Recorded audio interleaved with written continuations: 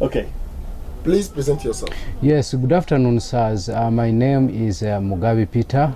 I work with Makerere Women Development Association as the program officer. So here we are in the center of Mauda. What has happened in Mauda? How do you implement the Frontline project in Mauda?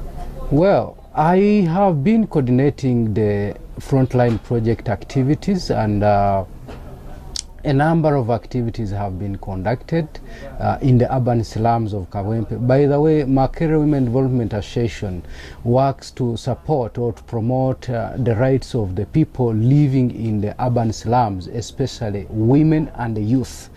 And under the Frontline project, we have implemented a number of activities. Most of these activities have been to empower people to know exactly what they interface with on a daily basis in terms of disasters. In the initial stages of this project, when it was starting, people didn't know that they were living amidst disasters.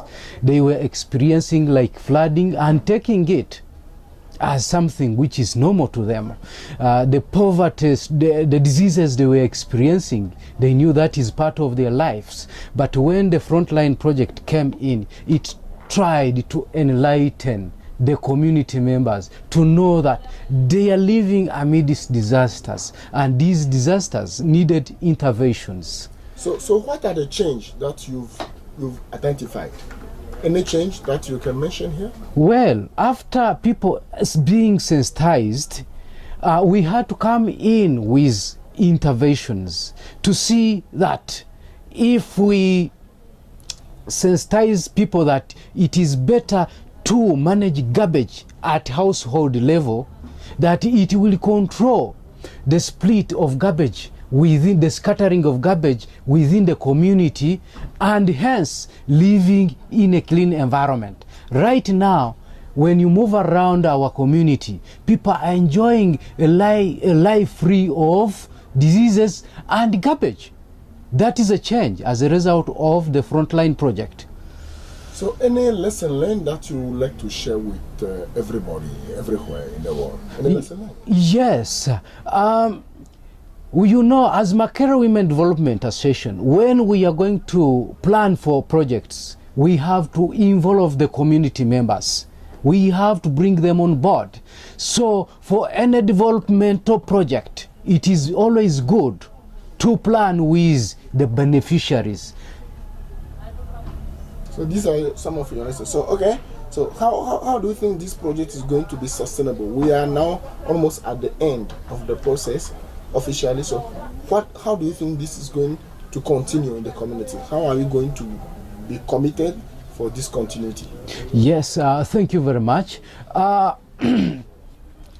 course, throughout the entire project, we have been economically empowering or giving skills to the poor women on how they can be able to make paper beads, on how they can be able to make charcoal briquettes out of the waste materials. Of course, waste material is free here. You just need to move out the community and gather. It doesn't cost anything. And they have started making charcoal briquettes out of waste garbage, which they can sell and get money. Here at Mawida, we say waste is wealthy. So by the mere fact that we have waste around, people accumulate garbage every day, we know that the project can sustain itself beyond the end of the Frontline project. So any message for the international decision makers, how to include communities, how to listen to communities, how to learn from communities, any message like that?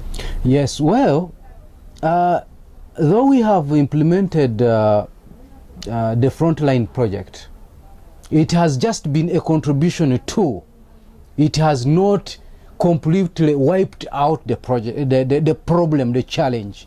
So my message to the international community is to continue supporting such a kind of project, because like for the case of Mawida, we only operate in only 3 parishes of the division, only 3, because we are a community-based organization.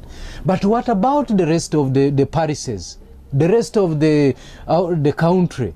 It needs such interventions. So I'm saying that these kind of support or this kind of projects, which don't actually need a lot of money, because for us, we use just very little money to empower people, to give them skills, but they can't be able to sustain themselves. They can't be able to stand for themselves, really. So we need this support to continue. Thank you very much. You're welcome.